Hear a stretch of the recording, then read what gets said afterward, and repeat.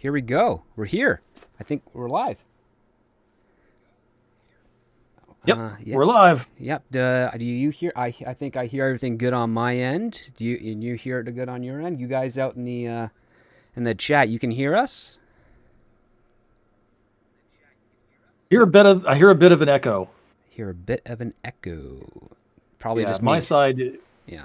is muted, so It's probably just me listening in on that stuff.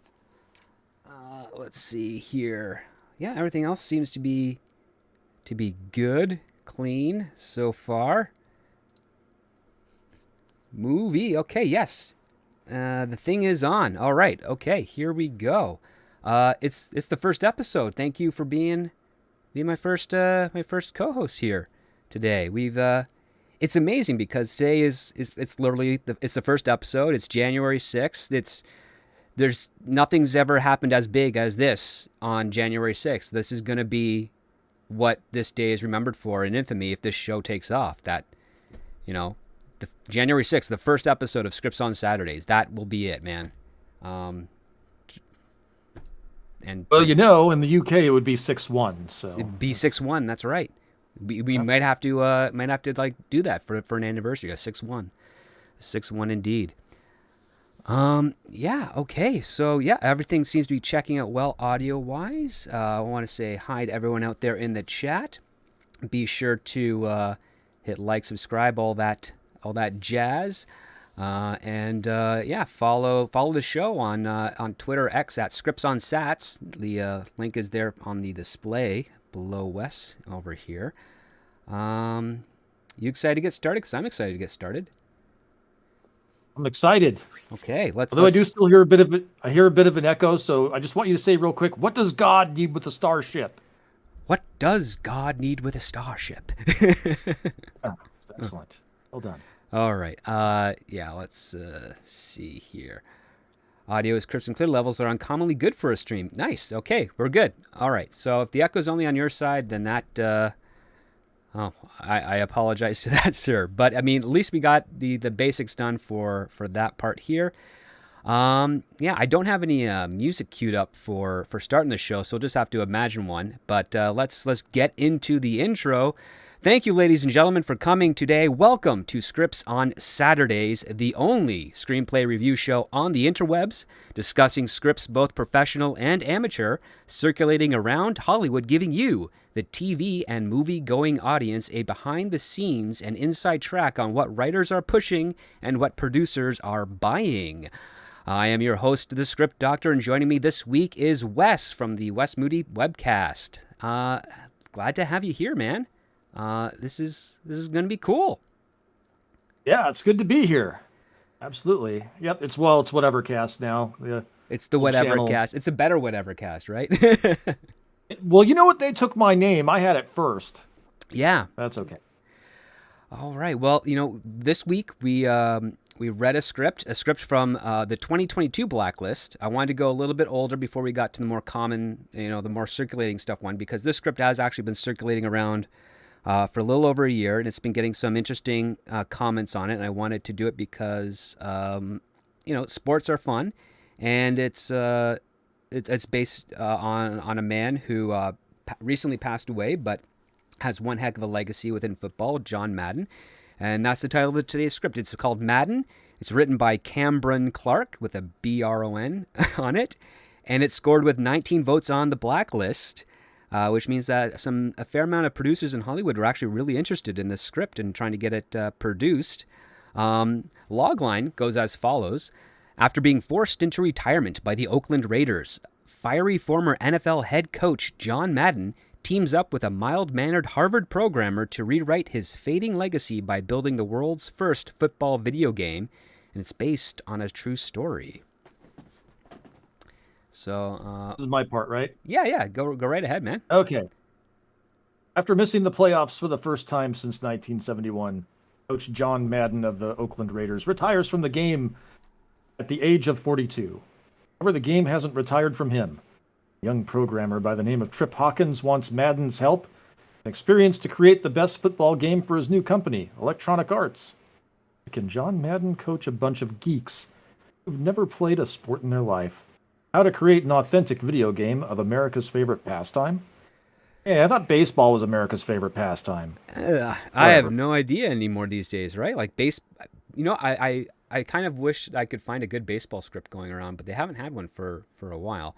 Not to deter from this one, of course, but yeah, I mean, football has definitely gone crazy over the last 30 years. That's for sure. But I think now it's more. It's I think at the time when this screenplay and this story is set, baseball was kind of in the number one section of things to a degree because it takes place over the course of the 80s, and it's it's kind of an interesting story, right? So let's start a little bit with your first impressions there, Wes. What piqued your interest as you're reading the script?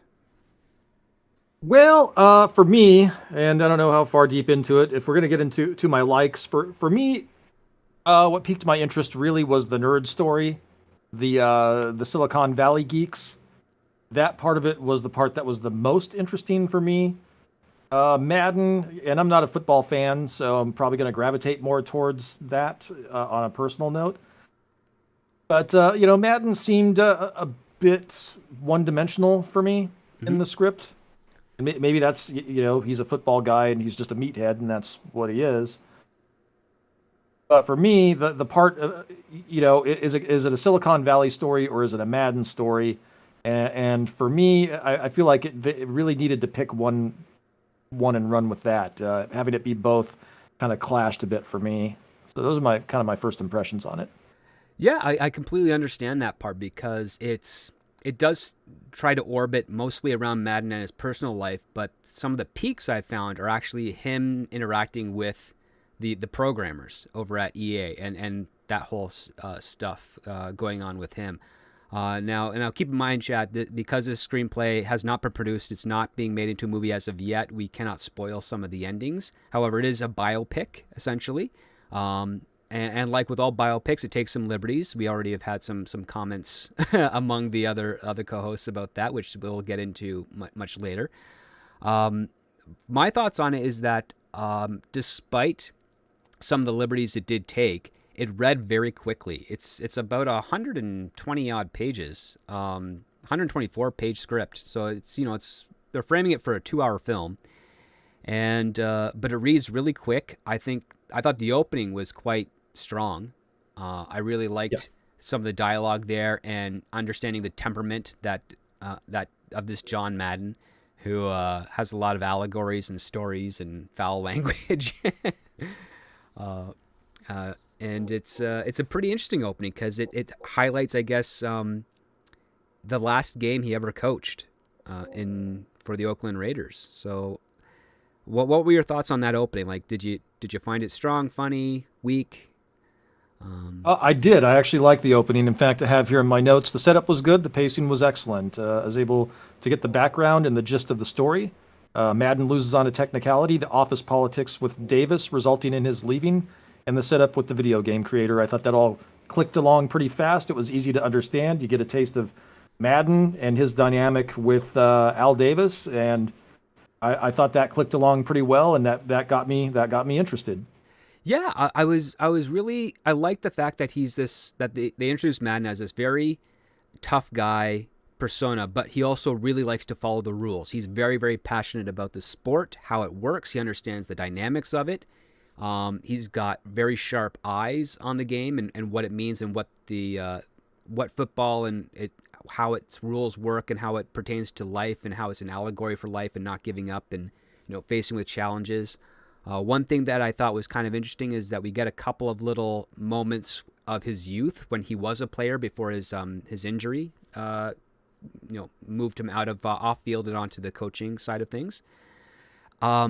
It was a really fun opening because it was very much like a traditional style of like, okay, we're in the final minutes of the game, all or nothing type of moment here. There's there's a lot at stake for him as well. We learn in the context of this that Madden has been coaching for almost a decade with the Oakland Raiders, and this is the first time in his coaching career that he hasn't taken them to the playoffs, which Al, the owner of the team, pretty much says, yeah, that's why. That's why you're not coming back. Yep. And I really enjoyed how they framed it all up, because before we get to that termination point, we find out that John Madden has a fear of flying because of we don't know all the details of it as of yet, but if you're familiar with the history of John Madden, apparently he was on a college team or a junior team that he was taken out of the game for an injury, and the team died in a horrible plane crash, and that instilled with him a fear of flying ever since. And so he traveled by car or train for the most of his life after that point. Now, I don't know how true that is to the person of John Madden, but I thought that was kind of a fun thing to have there, is that when he goes on the road, if his family isn't with him, he is gone a lot longer than most other dads when they have to travel for work. I could definitely relate to the fear of flying. That was relatable. I always had a difficulty with that, because I'm like, no, flying's pretty good. There's nothing else up in the air that you can hit. You're usually the biggest thing up there. And turbulence is actually just not really a dangerous thing. It just feels weird. It feels like you might fall or anything, but it's just an air pocket of sorts, so to speak. But so what I liked, especially about after the conversation, so he loses the game on a technicality, gets really upset. Even with his team, he's kind of, telling them that they shouldn't really feel proud or try to celebrate how much they accomplished at this point, because they didn't make it to the next leg of the season. And Madden is, he's still a relatively young guy, all things considered. Early 40s, got a wife, his kids. And he's being told that he's got to retire because he's lost his edge. He's not the coach he was before, regardless of how much money he has made for the team and how much positive influence he's had on Oakland overall because of that. They are willing to hang him out to dry. And what I really appreciated was after that meeting with Al, we have this intercut with the press conference, and it's an intercut with Madden out at the press conference discussing his retiring, and then Madden with his wife Virginia, kind of trying to hide the fact that he got fired, and she's just seeing right through it. And I thought the way that they balanced that out was really effectively done, because it was all very, very smooth, and you kind of knew which scene was what, even though they didn't have they didn't separate it by all the scene line headings that they have. Like for those unfamiliar with screenplays, when you have a scene heading, it usually starts with an exterior or interior abbreviated by EXT or INT, and then it tells you location and whether it's day or night, what have you. And this one here, the writer, Cambron, he actually intercuts it ahead of time, and he uses through dialogue a means to convey which scene is being discussed at that time. So Madden's line will open up with Madden in parenthetical, be like, to reporter, and he'll read his statement out to them. And then that dialogue will transition to another scene where it's Madden and he's talking to Virginia, and it says in the parenthetical underneath his name, to Virginia. So okay, we're cutting from the press conference to his home, to Al at the press conference, and then to Madden and back, and it cycles through very, very seamlessly, so that it's really easy to get the flow. It's almost like you're kind of watching the movie in your head as you read it. So like, how did that resonate for you at all? Was that something that kind of clocked on your end, Wes, or is it like, no, I'm just kind of like plowing through? Oh, I was kind of plowing through it. Yeah, I didn't even, that was a detail that I didn't even really pay attention to or really notice too much. Usually I kind of go the other way when I'm writing something. I don't have a lot of that. So it's interesting that you keyed in on that, because that's something that didn't even really show up on my radar at all. Oh yeah, like it's all about how much information can you get across in as little setup as possible without having to bog down the reader or the director or even the talent when they're looking over the script as well. I thought it was pretty neat. What I also kind of really liked is how you've got the meeting of Madden and Tripp Trip Hawkins on the train. Apparently, Trip has been kind of stalking Madden for a while with the goal of getting him to help out on making a video game. And this is interesting because Trip. I know a lot of people have a lot of contention for EA games, and I completely understand that, given what they kind of do. But in this screenplay, we're getting a little bit more of a pure interpretation of who Trip was at that point. A guy just out of college, son of a mechanic, blue-collar dude, who doesn't really appreciate the programming or computers or anything of that nature.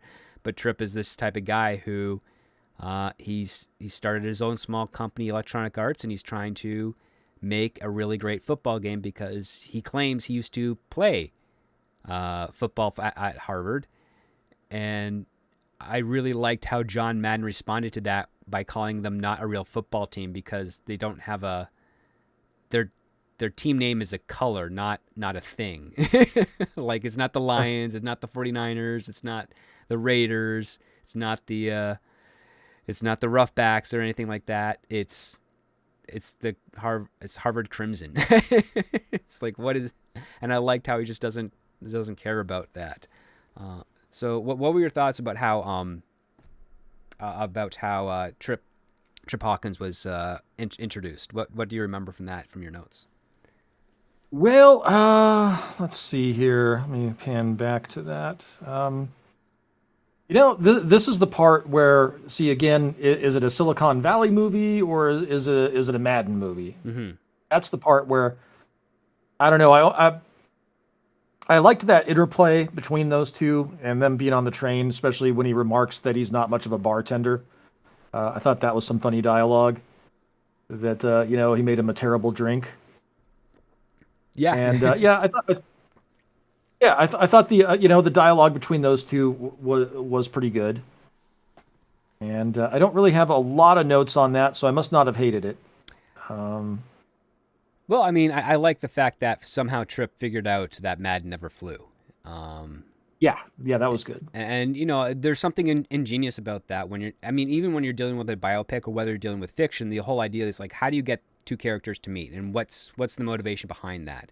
In this case here, I thought what was really effectively done is Madden he's on his way back to Oakland Stadium to report in or to be debriefed by the owners of the team.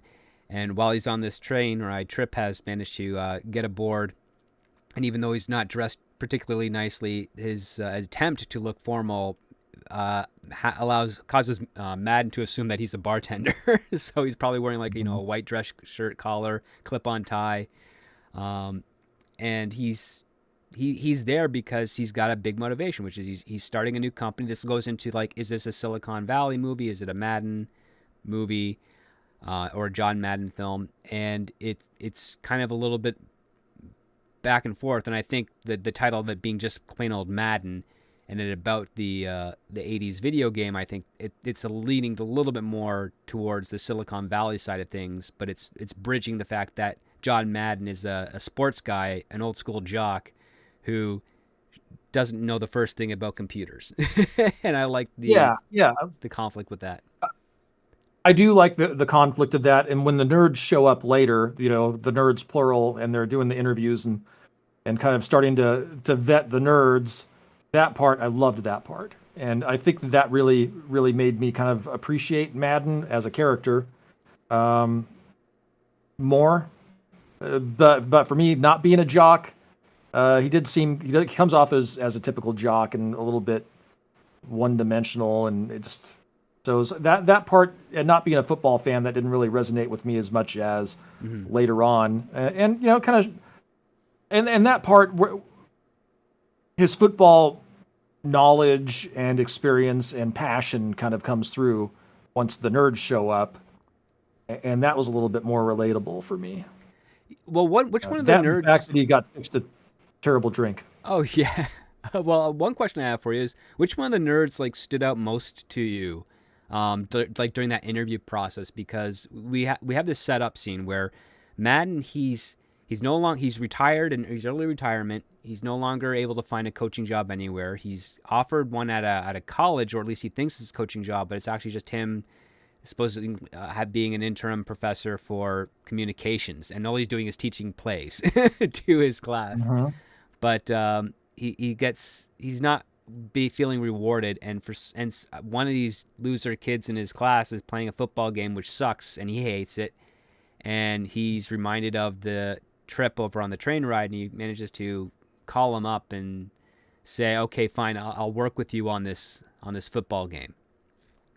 And so he's shown the technology, which there's nothing really made of the game yet, and Madden just doesn't get it or care. He's like, "How is this going to be done? How's this going to be made?" He's like, "Well, we're going to build a team just like you would build a football team." And Madden's like, "Well, this is what I know," and it's him, Trip, at Trip's parents' house interviewing a bunch of nerds. I'll pass the baton or the ball to you there, Wes. Let's go from there. What notes do you got on these nerds characters that we're introduced to? Okay, so let's see here. So my notes here. This is a funny part. I love the stuff with the programmer nerds, pages 46 to 48. Mm-hmm. The dialogue works really well here, as does the scene. Descriptions of the motley group of characters and idiosyncrasies meshes very well with Madden's own idiosyncrasies and highlights them in a very effective way. Example, I have this screenshot here. I think we can both agree on the Hives guy. Trip, definitely. William James Ginn is in. No questions asked. Madden, are you kidding me? Like, Yeah. the disconnect there. He's Trip, he's one of the best troubleshooters there is. And then Madden says, with 3 names like that, the only thing he's shooting is a president. I quite enjoyed that exchange. Yeah, I like some of the quips that Madden has. He's really in there with his stuff. Like even when he's introduced, he is screaming at the referee. He's like asking him to marry him because he's been getting screwed over all night. He might as well make an honest woman out of him.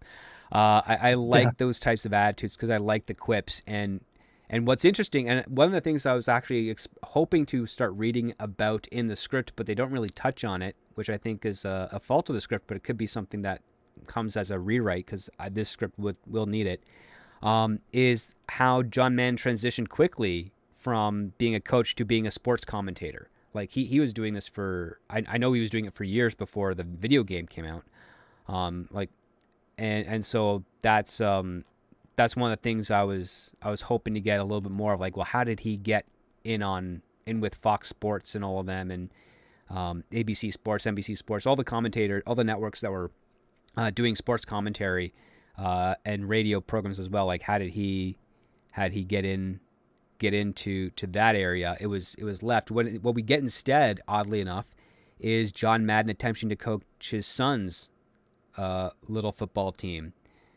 And what I really liked from that, just to show his interaction with kind of like nerds and not really masculine people. The referee is a volunteer referee at the game, and his son's not having a good time, and Madden's trying to tell him to play and encourage and follow the rules and get into the game and spirit of the game. And the referee kind of approaches him and says, "Hey, he doesn't have to if he doesn't want to." It's like this really kind of participation trophy mentality going on here. And Madden, of course, loses his temper, swears, and then of course the referee throws a flag, and Madden just looks at him like if he's serious, and he says, "Pick that up," and the referee's like, "What?" He's like, "Pick up the flag, put it back in your pocket, go out into the parking lot into your car, and sit there while the rest of us play a game of football." And I'm like, that's funny because you have this imposing character of Madden who's like over 6 feet, 240 pounds. And this referee that's described as kind of just wimpy-ish, volunteer-ish, not much of a spine, not really the best person to be refereeing a game, even with teenagers. Yep, it's interesting. I actually kind of, and I think we talked about it backstage. The part with Mike, the kid, most of that stuff doesn't resonate with me, and I think it's my own personal bias that I usually don't like kids in movies. And so I thought most of that stuff should just go and really not have Mike be ignored for most, or not appear in most of the movie until later, A lot of the stuff with Mike, he's a D&D nerd, but then he gets into fantasy video games. I found that to be a bit scatterbrained, a bit distracting. Mm-hmm. You can just have him established as a video game nerd from the get-go. Then, the stuff later where he's making the analogy of I'm the wizard master or whatever it is, Madden, Right. Yeah. saying Yeah. being able to communicate with the nerds, that would work better for me. Well, that was a funny exchange. I don't like kids. I'm sorry. It's a personal bias that I have. And I would just cut all that stuff out. I'm like, get this kid out of here, please. Yeah, like they were trying to find some interesting balance between him and his family. Like Madden and his wife, they have a shorthand, but at the same time, she is clearly more informed about other things outside of football, and Madden is only about football. And every time Madden's trying to communicate what's going on, we get into something I guess we call them like dad jokes. Like for instance, Madden's trying to say, yeah, this video game thing is a good idea. The guy who started Apple's started in a garage, and she's like, he's like some Steve guy, and she's like, jobs? Yes, they're real jobs. Like, and like, okay, you're kind of getting a little on the cringe side there with the old man dad dialogue, the play on homonyms type of stuff and confusion. I didn't think it resonated as well, considering the fact that other parts of the dialogue with Madden is really, really strong. Like I really got impressed with the script when after they formed their team of nerds, their programming nerds, he realizes that they don't know anything about football. So while they have to kind of program in a sport, they need to understand and learn what the sport is. And so he's doing what he does best. He's highlighting his plays. So you've got the X's and O's, and one of the programmers who is a woman, but is apparently, according to EA at the time, was actually part of that company and worked on that game. She looked at the X's and O's and called them hugs and kisses, and I thought that was kind of funny. Yeah, that was kind of funny. She would be probably my favorite nerd. Yeah, because she had an edge to her as well. Like that's one of the things I thought that was pretty cool, and I like how when he's trying to explain the game to them, they can't quite figure out how to follow it because they're like, "Well, where's the ball? You don't worry about the ball; it's there." Okay, this is a suggestion that I have for the script. Yeah. Insert a scene where they go outside and he's actually trying to, instead of having the scene with Mike and the kid, I know you liked it, but I didn't like it. Have him take the nerds out and coach the nerds and make them play football.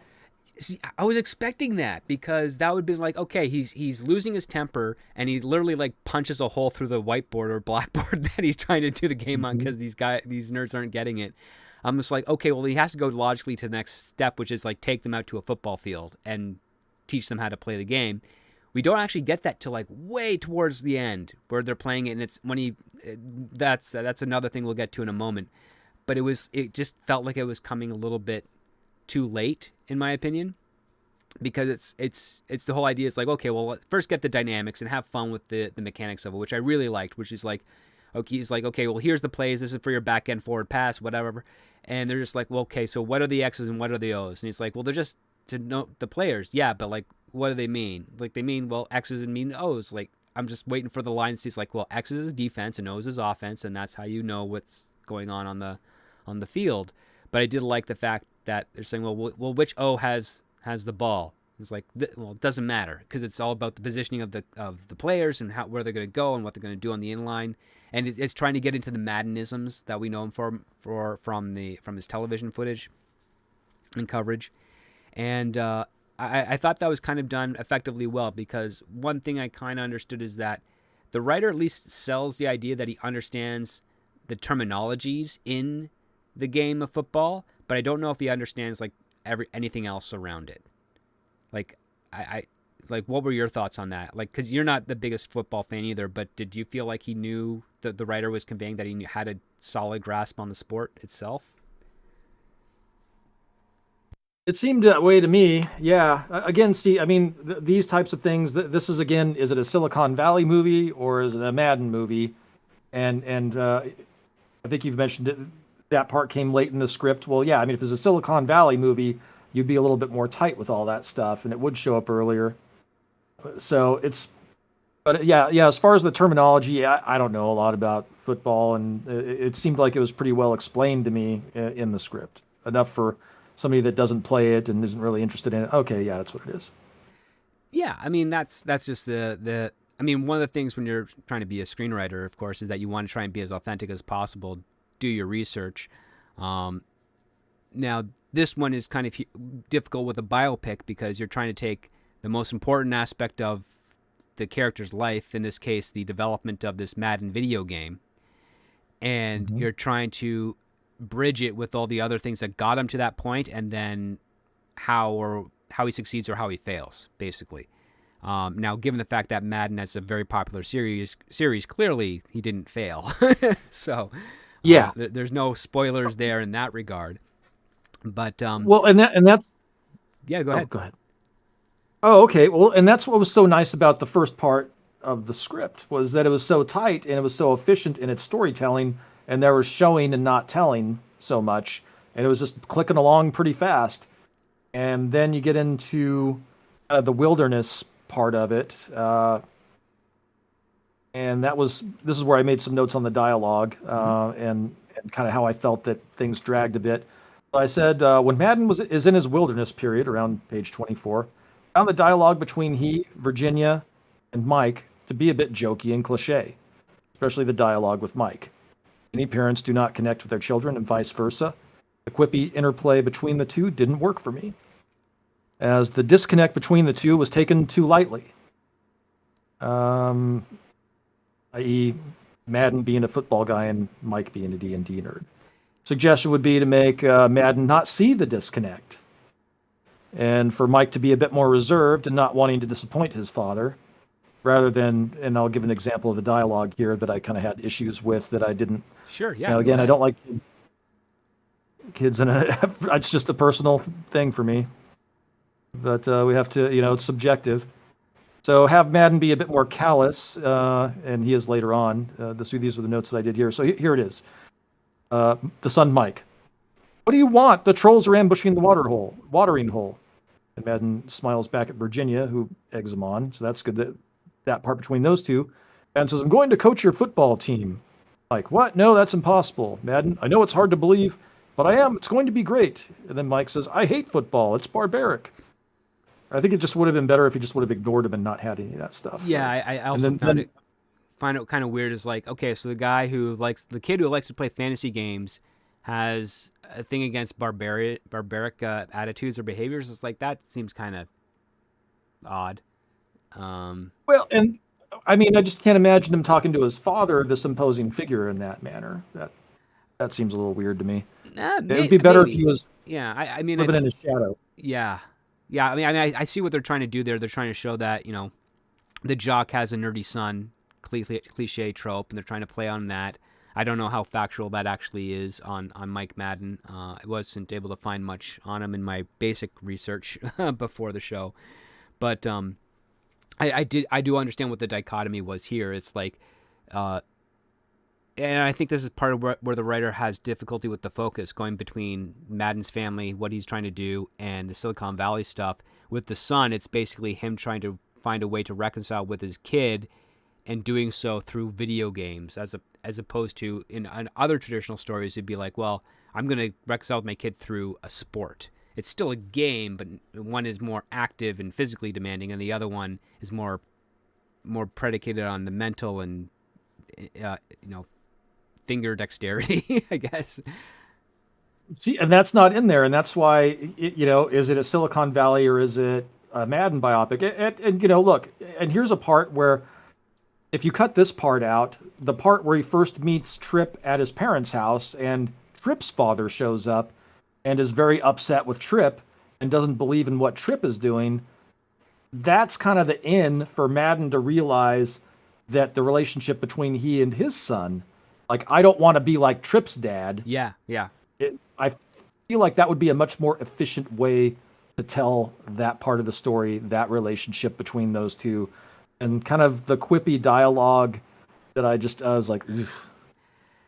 Yeah, well, that's the other part too. Is like there's a fair amount of quippy dialogue. Some of it really really strong, and some of it not so much.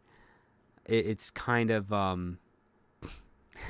it's Uneven. yeah, it's kind of uneven. It feels like he worked more on those particular scenes that really rang true than some of the other stuff, which felt a little bit more like a bridge, just to get to the next moment. Like not every scene felt like it was the most relevant or important scene to be put into this film.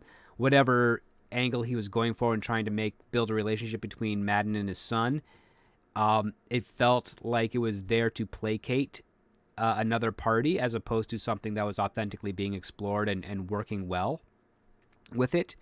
Uh, One of the things that I dug was the fact that Madden is so intimidated or so intimidating to the nerd group that Trip Hawkins has to actually talk to him in a private room and then walk across the hall to relay it to the nerds because they're they freak him they're freaked out by him given his temper and the fun temper. Like I think that's the most interesting that Madden is whenever he's really upset.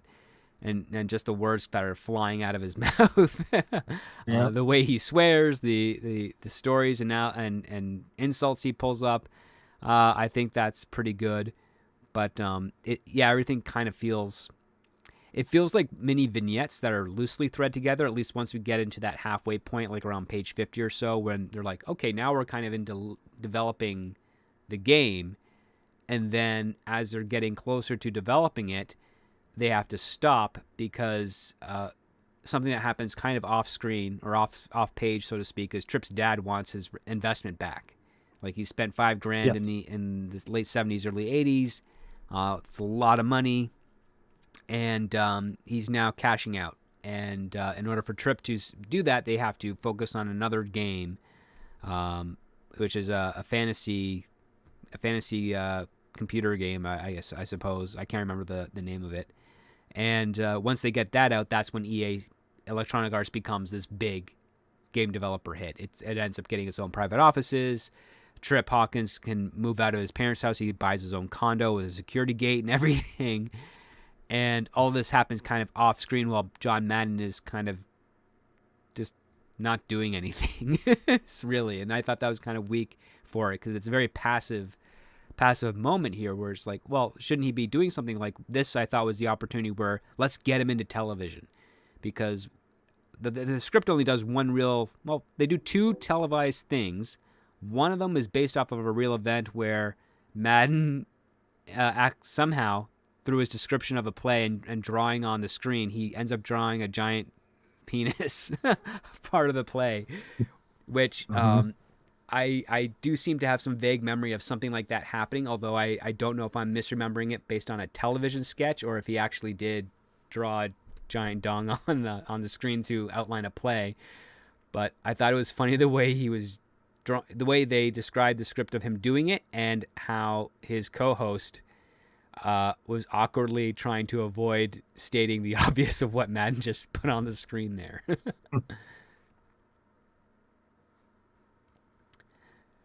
Yep, I do. I think I do have a. Didn't Saturday Night Live like lampoon that or something? I think Saturday Night Live lampooned it. I'm pretty sure Mad TV also lampooned it at some point as well. Because, I mean, one of the things that's kind of fascinating about the Madden person, who he was, is that he was a very interesting character. He had a very, very distinct voice. He had an interesting way of talking. Sometimes he would state the obvious a little too much, but other times he would have this level of insight as to what's going on in the game that made people really like to listen to his thoughts and opinions as well. And that's what the penis drawing scene demonstrated. Is he was watching the game, he's like, this is what the team's got to do if they want to score or get a point, and then he draws out all what each player would do, which just so happened to be in that shape. And the payoff being that, hey, yeah, that's what the plays did, and that's how it went, and it ended up working out. And that's one way you can get your audience to be really on your side, is if you can prove you know what you're talking about on the subject that they're all watching. Absolutely. So, yeah, I mean that's basically well, okay, so that's basically like the first half of the screenplay is just kind of getting to him, figuring out, jumping in with Trip Hawkins, building this video game. One of the things that was kind of interesting is that they don't do or explore much of the gear porn type of stuff. Like, how do they do all the technicality stuff? How do they figure out the coding? What type of problems are they experiencing? Like, this is part where you're like, oh, if they're leaning a little bit into the Silicon Valley side of things by talking about some of the problems, but we're not getting any real fun with them, so to speak, other than the fact that Madden, he comes in, he talks about football. He's trying to come up with new plays for the video game, and he's in a little bit of like a writer's block.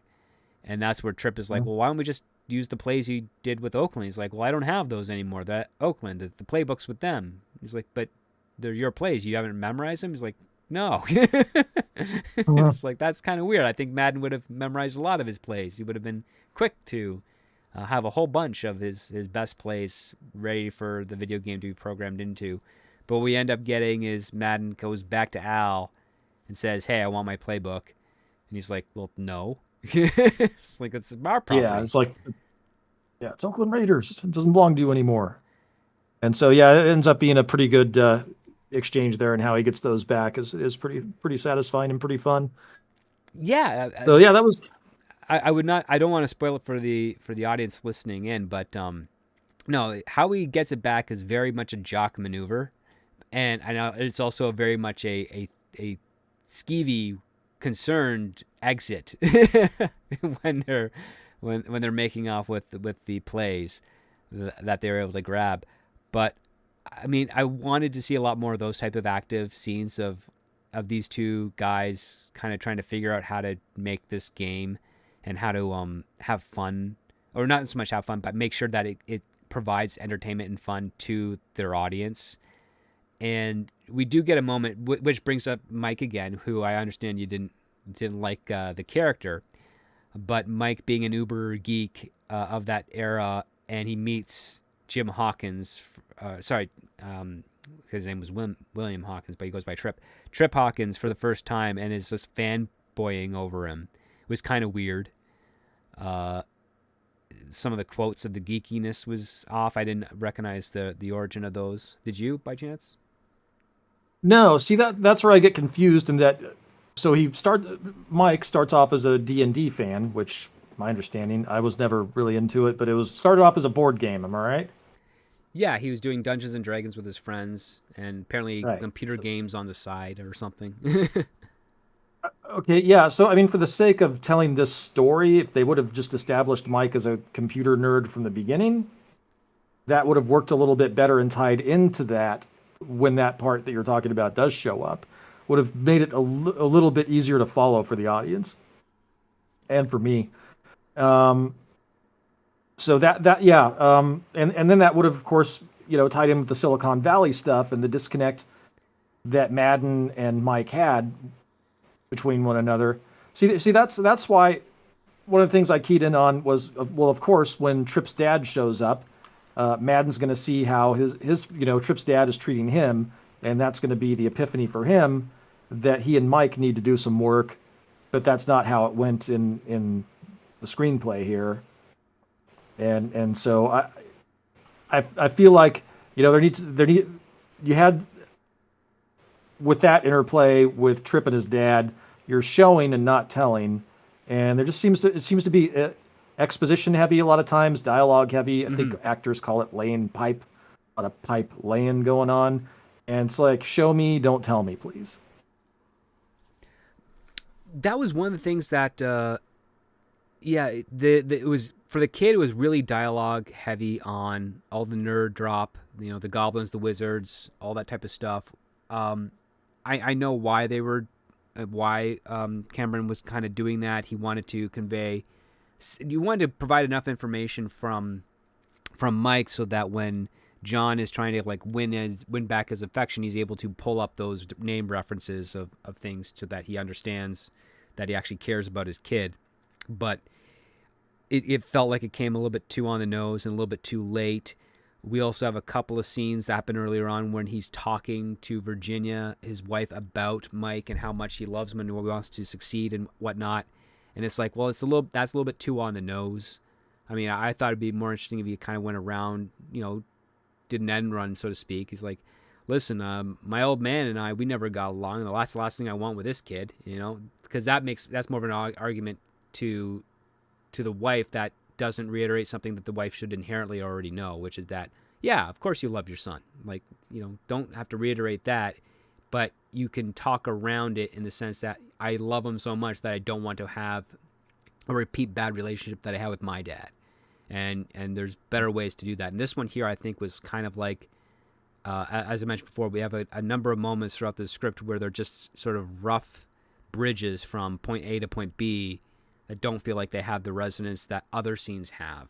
And for instance, there's like the scene when Madden and Mike are being shown the very first demo of the John Madden football game. And the kid is blown away by it because it's got there's 14 players on the field. The programmer's really proud of this, and John Madden looks at it and he's like, "You're short players. Like, it's supposed to be 22 on the field." And they're like, "Well, we can't program it yet. The technology's not there yet." And he's like, "Well, screw this then. Like, if you're gonna play a real game of football, it's got to have this many players. If you just want to play a fictional game, just why even do it football?" And he loses his temper a lot in this script, which is kind of funny. But he's also really passionate about the game, and he doesn't want it being, defaced, so to speak, through this process here. And that goes into a parallel, because there's also like a Joe Montana video game being done in the works at the same studio. And we're kind of get little hints that game doesn't have a full roster of players for each team. And with John Madden, he doesn't really solve the problem, but he's trying to encourage the team members to solve the problem so that they can have 22 players on the game for everyone, and so you can actually do a full play. Yeah, that's something in the light research that I did before we did our live stream. Apparently, the game was delayed because Madden insisted on that. And then the Montana game came out like a year or so later, and it was criticized because it didn't have the full roster. And so that was interesting. I mean, it's a movie and you're telling a story here, and you're going to take some liberties and licenses when you're condensing things to present it the way you need to present it. But the rivalry between those two, I didn't quite get, because it didn't seem like there really was that much of a rivalry. It didn't seem as though, I mean, they kind of set it up in the beginning, but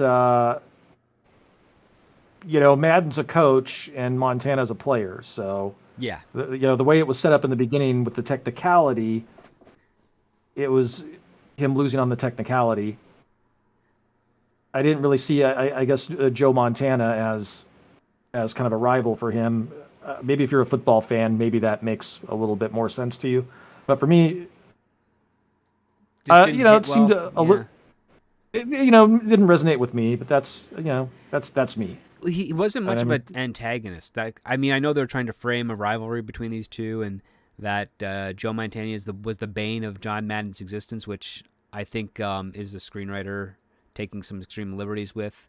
But I didn't feel like, why would Joe Montana or John Madden even be at odds with each other for whatever reason? Seems seems just kind of weird that was thrown in there. And that's one of the things that is very difficult to address in most biopics, is like, well, who's the antagonist? Who's the person that he's going to have the most conflict with trying to achieve his goal? And that's one of the things that this script didn't really have. They try to do it with Joe Montana, but just didn't. He's in this script so infrequently that is like he's not really there. And I guess they were trying to go for a man versus self conflict with with John Madden and his temper and his ability, and his temper leading to his family kind of ostracizing him a little bit.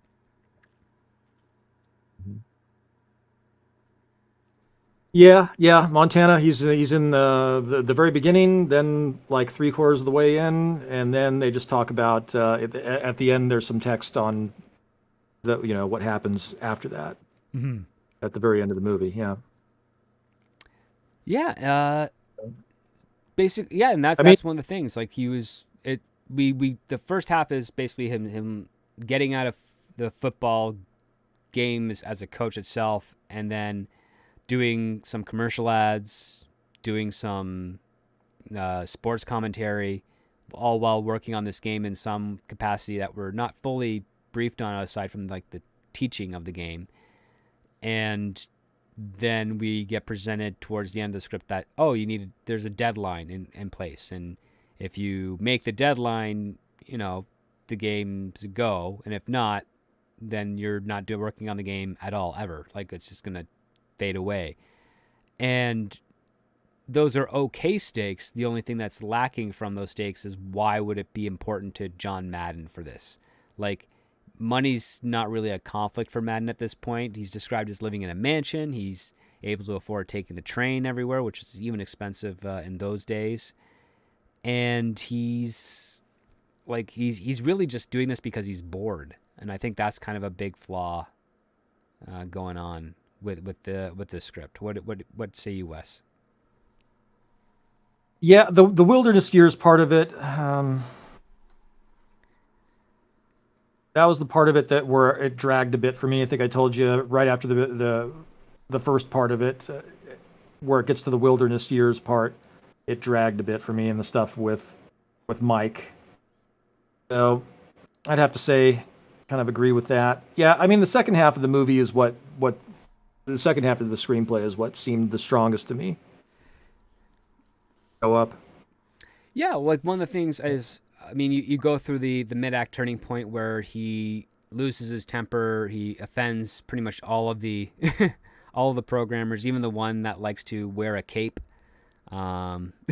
which is kind of funny. Then he's got this moment where on live television he compliments the team, talks about what he's learned from them as programmers. And I guess that helps get them back into a working condition again.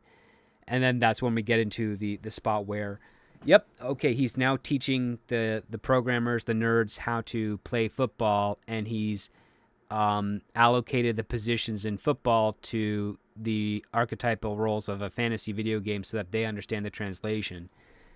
And I'm like, okay, that's a little bit clever, but it's too much of an... It shows some character growth. Yeah, it shows some character growth, but it's like you don't...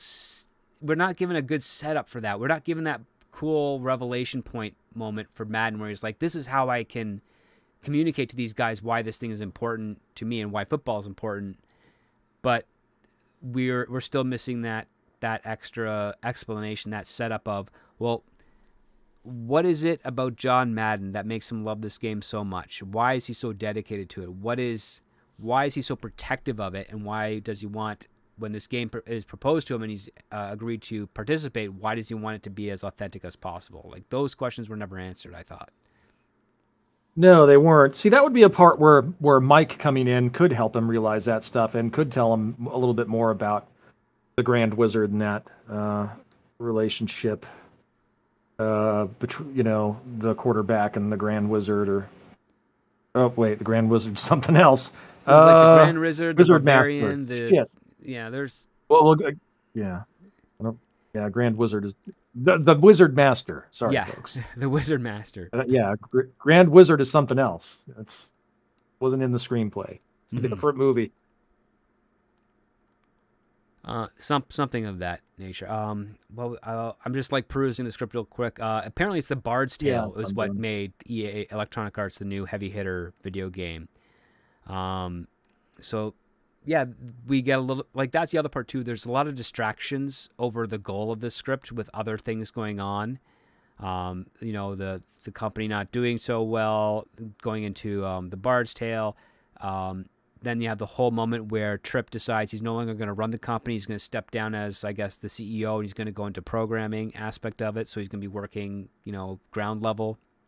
And now Madden, we're introduced to a new CEO of the company who gives him this ultimatum where it's like, if you want to keep doing this game, you've got to meet the Christmas deadline. And so then we, in the tail end of our second act, we get a new ticking clock problem. And it's not always going to be the same. Here we go. It's not always going to be the same account of things that you expect when it comes to, okay, like, all right, so we go from a story where he's on this kind of like quest to get this game made, really just as a dream for Tripp. It's his dream to do a football game. The monetary aspect of it doesn't seem to come into play really. What John Madden gets out of it doesn't really come into play much either.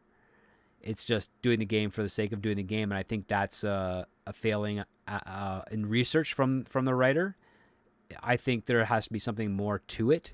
Like if there was, I don't know if it would be real or not. Depends on who left of the John Madden estate would know.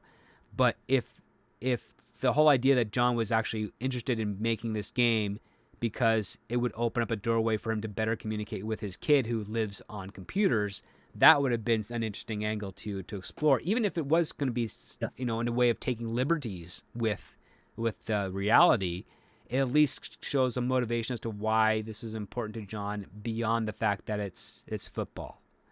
And I think that's kind of where things kind of felt a little off, is that we didn't feel an authentic relationship between Madden and his family and Madden and his love for football. Yeah, the way, again, the end seems to be when he finds the guy in his class, when he's the adjutant professor or whatever it is, and the kid's playing the video game, that now I want to make a video game. Well, it doesn't seem like enough motivation. No, it didn't. It seemed kind of like, well, we need something to remind him. It felt a little mechanical, not as or organic. Just chuck that whole thing out. Yeah, exactly. It was like, well, what's going on really to get to this point here? I think part of me thinks that you probably could have dovetailed a little bit into that gimmick with the referee and his kid playing this game and didn't want to be there. He's like, all I want to do is like share my love of this game with my kid because that's how we can bond. And his wife's like, well, listen, he plays D&D and computer games. Unless you want to learn how to play those, you're not going to bond with him over any other type of game. And I think that would have been a more organic way to bridge into, oh, that guy on the train who wanted me to make a football game. Oh, if we make a really good football game, it's exactly what it is. Maybe my son will play it and he'll understand why I love the game so much, and maybe that'll allow us to mend the divide that has occurred as he's gotten older. That would have been cool, because that would have been something that everybody, I think, would have a lot easier time relating to, and it would better bridge the scenes together, because they would feel less like vignettes. They're essentially vignettes to a degree, because this takes place over a long period of time, many years, I think. And yes, it's very peculiar, because I'm not a fan of scripts that take place over that long of a period, that does significant time jumps. I think the story that is told within the most concise time frame as possible is the more interesting one, because it shows that there's a fire under the butts of all the main characters, and that they're trying to solve this problem as soon as possible, and not necessarily as cleanly as possible, which is also to consider. Absolutely. And having that be the end to his son, that makes it from being, are we doing a Madden film, or are we doing a Silicon Valley film, to we're doing a film. It's all one more integrated story.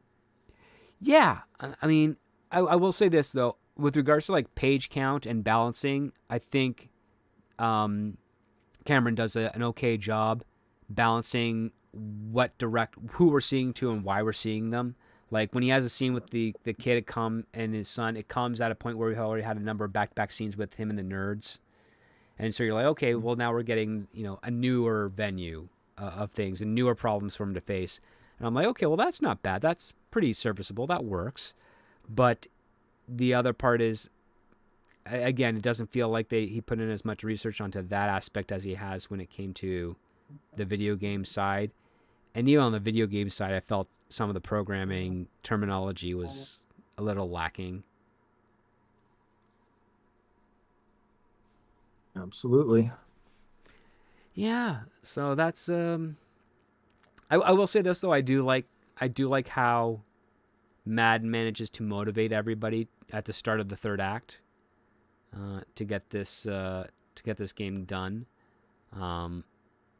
It was pretty fun, but it leans into some of the stuff that's been set up at the forefront. Like, one thing I can say is that even though the script does have some series of missed opportunities when it comes to relationships in Madden and why he's doing what he does, some of the scenes or the vignettes as they were of him, kind of rebuilding team and appeasing to everybody, are actually quite strong. They hold up, I think, or hold up to scrutiny. And I was a little bewildered, like, well, where were the rest of these? Where was this type of level of attention to detail of writing and the stuff in between?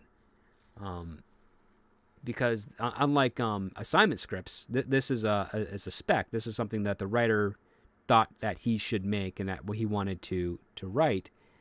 And it's kind of weird that you've got some okay research points here and there. You got some stuff which is clearly taking liberties with some of the facts, and maybe even for some diehard football fans, they'll probably be still very upset that it's not as accurate as it should be, because that's one of the things you as a screenwriter has to achieve is you've got to, if you're going to do a sports movie, you better know all the fun things about that sport that the fans who support it love, so that you can essentially win them over by proper context of what those things are.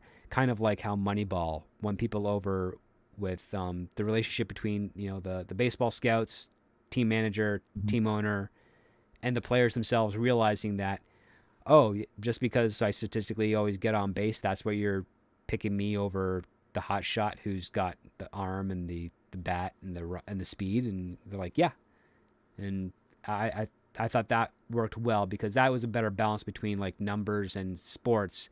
This one here, with John Madden caught in the middle, it's hard to tell if this is more of a Silicon Tech Valley story or more of a John Madden only story. So I understand that frustration that you're having there, Wes, because I was in the same boat. I was like, yeah, this isn't fun and interesting, and Madden is the focal point and main character, but it feels like it's taking a couple of different narratives that haven't been gelled as well together as I think the writer liked.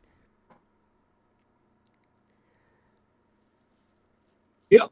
So yeah, those are pretty much. I can't really think of anything else to really say about it at this point. I mean, it did seem for the most part, it wasn't like a horrible slog or anything. It wasn't just like, oh God, cringe every moment. Mm-hmm. And I've certainly read things that have been a lot more disjointed, or had like characters that come out of nowhere and then disappear, and Well, I can see why. there have been much worse reads than this. So. I mean, yeah, like it reads really well.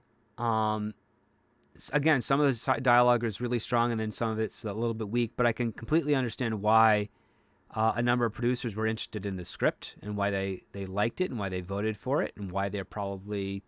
I'm hoping for at least the writer that he got a deal out of it, because he put in work for the script. I hope he also gets someone who's a bit more of a sports historian to help him correct any of the anachronisms that are in there and sort all that out. Probably makes the draft a lot stronger. This definitely had a feel of like Air and Tetris to it for the biopic based off of a famous brand of this day. Now I do have a question out there for the chat. Maybe they can answer it for us. But sometimes they use the terminology of coder in this, and I don't know if that was proper common vernacular at the time in the early 80s for computer programmers, because one of my high school teachers was a programmer for Apple for many years, while he was also teaching us, and he never used that terminology. He never brought that terminology up. he always just said, we're programmers. One of the things he used to do, which annoyed all of his colleagues, is he would go into work 5 hours early, finish writing his program, and then pull in the resources to compile it, which would take hours, and then he'd leave. He'd call his day at like 9 a.m. And then he'd come back and finish off the rest of his required hours once his program was complete, which was in the afternoon when everybody else had finally finished submitting their stuff for compiling. So he was able to, do all the final, like, see how it works, search for bugs and whatnot. So basically he would go into work, occupy all the machine's resources for his program, drive to the high school where he taught for the day. When he was done at 3 p.m., he would then drive back to the Apple office. That was where he was working, and then finish up his job there until the evenings, and then go to bed. And he did that for years. So I've never heard of coder being used at that in the 80s before. So that's me neither. That was kind of weird. Do you have any final thoughts before we check in with the chat? My final thoughts. Let's see. Well, yeah, I think I've covered pretty much what my thoughts are, where I thought the dialogue was strong and where I thought it was weak and quippy. The weak and quippy dialogue and really some of the stuff with Mike, I think needs some improvement. But on balance, if I think it needs a few more passes before it's ready. I guess I haven't come to my conclusion yet. We'll save the conclusion. Well, I kind of gave you, I kind of spoiled my conclusion a little bit, but okay. Those are my final thoughts. It's the first show. We're all figuring it out here. Reminder, guys, if you want your comments read on the show, put them in by super chat if you can, or you can consider joining the Patreon, and you can comment on the thread post setting up for this week's for the week's show, and we will read them out here on the show live for you. As you can tell, there's no chat interaction on the visual output we have here, so we have to read the stuff that we can tag for that. So yeah, before we get into the votings, we'll check in with the audience. We got Deleted Scenes for 2 says, interesting, but needs another pass perhaps. Yeah, I think we're in agreement of that, right, Wes? There's it has some seeds of potential for something really good. There's no doubt about it does, that. but well, yeah, it's not horribly written, and what is there, while it doesn't really tie together and isn't as unified as it could be, I think with a couple of more passes and maybe, decide whether it's a Silicon Valley or a Madden, whether it's a father and, the father and son stuff, punch that up a little bit, and I think you have something. But right now, it's good ideas that are not really unified as well as they could be. Yeah, I mean, I would say this has the seeds of a potentially good story. There are moments where the character, where he gets Madden in a very entertaining presentation, especially when the emotional aspects are coming into, like whenever he's got an argument going on, or whenever he's looking at like the interaction with the nerds when he meets them for the first time. What I like is that he doesn't bully them, but he is judging them on being peculiar. So you get this sense that, yeah, John Madden, he wouldn't be the guy that would stuff them in the locker, but he would definitely not give them the time of day if he saw them in person anyways. He'd just give them a double check and then walk away like that. I also think part of there's a couple of threaded ideas that are through the script that they touch on, but they don't fully exploit. Obviously, his the injury that he suffered in his youth, the plane crash that they discuss in the script twice, really, and his fear of flying. They don't really do much with that in the sense. It feels kind of gimmicky. Didn't feel like it was an important moment to explore. So I thought that was kind of weak. I would probably cut that out and focus a little bit more on the actual obstacles of what's going on with the game. I think a John Madden movie might be more interesting if it's focused on the comedy of his character during his interviews and his sports commentary. I think that's more interesting. Like if we got a little bit of a story of him landing his famous position as a sports commentator and whatever difficulties occurred in that area, I think that might have been a bit more interesting. Here, I think the writer just wanted to take two things that he kind of really liked, which was probably the Madden video game as a kid, and then Mm-hmm. video games overall, and then just kind of bridge them together to tell a story. And I think he took an interesting angle because John Madden is a household name, and we don't have any movies, as far as I know of, that really address his life or his story. So this is kind of unique in that nature, and I have to appreciate the writer for going in there. It's like, who would have thought to write a screenplay about John Madden, and at that, about him doing the video game stuff, which he's sadly, to a degree, more well known for than his actual football career and coaching career. So, yeah, I have to say props for that. These are types of scripts that I think audiences are kind of looking for, that are outside of the typical assignments.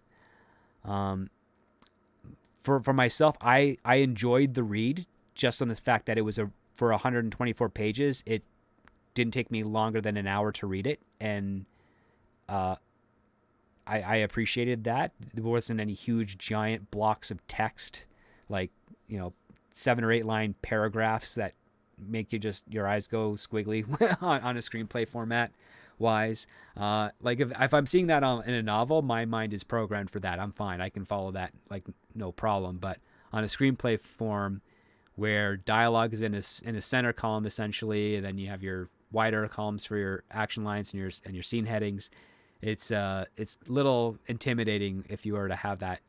This writer, Cambron, he really knew how to keep your eyes flowing down the page. With that, I'd probably say, yeah, this. I understand why people like this. So, if you were in the producer's chair, Wes, and you're thinking, okay, could this make me money? Would you give this script a go for a green light, or would you pass on it?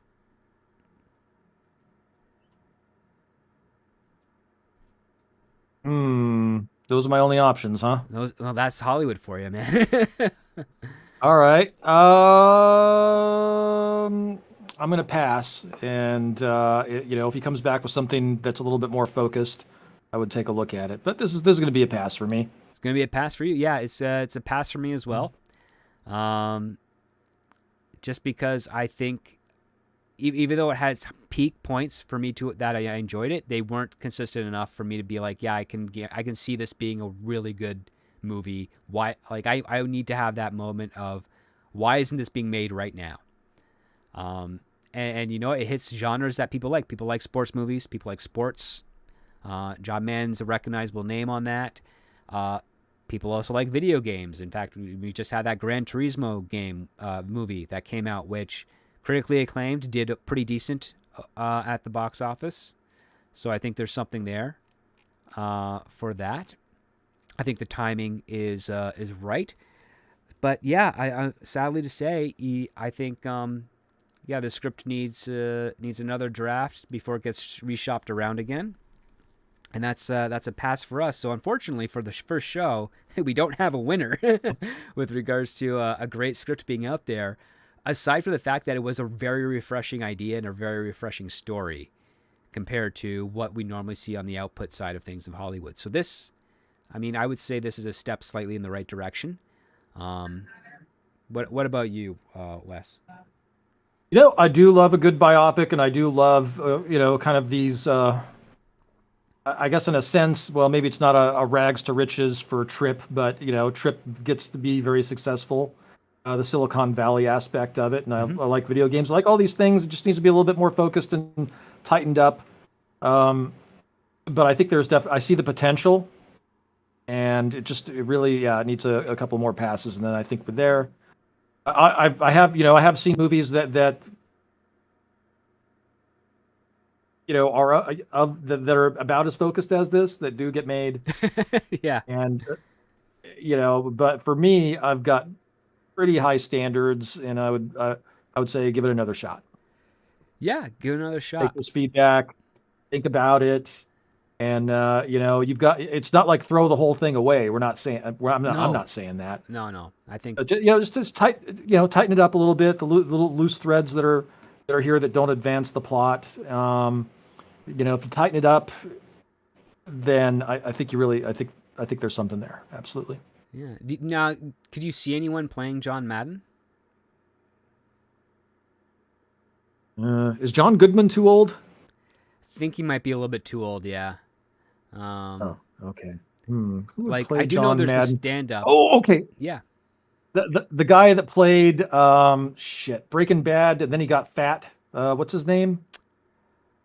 Oh. God, I'm so terrible with names. Hold on, let me bring it. Let me bring it Yeah, up. bring it up because I know of there's a stand-up comic who's actually a pretty decent actor. He does a John Madden impression. His name is Frank Caliendo. He's actually the right age. I think he could probably pull off this. Yeah, the guy who played Todd in Breaking Bad and El Camino. Okay, yeah. Yes, I remember. I think I remember him. Yeah, he'd be good. He could probably do a convincing Madden. Yeah. Although he might have gotten too heavy to play it now, but he could lose weight. Actors do that, they prescribe things for that. Yes, there are injections that someone could be taking. Yeah. Okay, so that's pretty much it for us tonight, guys. I want to thank you all for hanging out with us and listening to the first episode of Scripts on Saturdays and appreciating us figuring out the format and formula here. As always, if you enjoyed this, please like and share. Please support the show if you can by signing up to Patreon. The main tier is $5 a month. You get access to all the Patreon privileges that I provide, as well as supporting the show and getting insights into the show for each and every week, as well as other screenplay reviews that I do, in addition to regular musings and early access to some of my video content. Wes, before we head out, what can you promote for them to follow you guys, for you over there? Sorry. Well, I am writing my animated series, Conspiracy Chronicles, which basically would kind of be like the heavy metal of our generation. Boy meets girl, boy loses girl, boy fucks off to the woods to heal his broken heart, only to find trouble. There's a ruthless biker gang there that he's unaware of, and they get into it, and it eventually comes to a head at the end of part one. And so you can find me on Patreon, and watch me actually write it and try and come up with the storyboards and find the music for it. Let me get a link to my Patreon. I guess that might be kind of important. And then you can follow me on youtube.com/ at whatevercastofficial, where I talk about pop culture, current events, and whatever the heck I want to, because it is my YouTube channel. All right. Well, that is great. So thank you so much, Wes, for coming on and being the first potential full-time co-host for the show. We got other co-hosts coming in the following weeks with other scripts. Everything is planned out basically for the first year of the show. So there's always going to be a screenplay for us to discuss right here every Saturday at 7 p.m. Eastern Standard Time, 4 p.m. Pacific. I want to thank everyone so much for listening to us and supporting us. Please leave your comments on the video and on the podcast, that wherever you're listening to it. And I want to thank Wes for coming out, and thank you guys for being here. So with that, have a wonderful night. Have a wonderful rest of the weekend, and we'll see you all next week. And remember, if you want to find out what script we're reading next Saturday, go sign up to the Patreon at patreon.com/scriptdoctor, and also follow the show on Twitter X at ScriptsOnSats. So thank you so much, guys. Good night. Good night.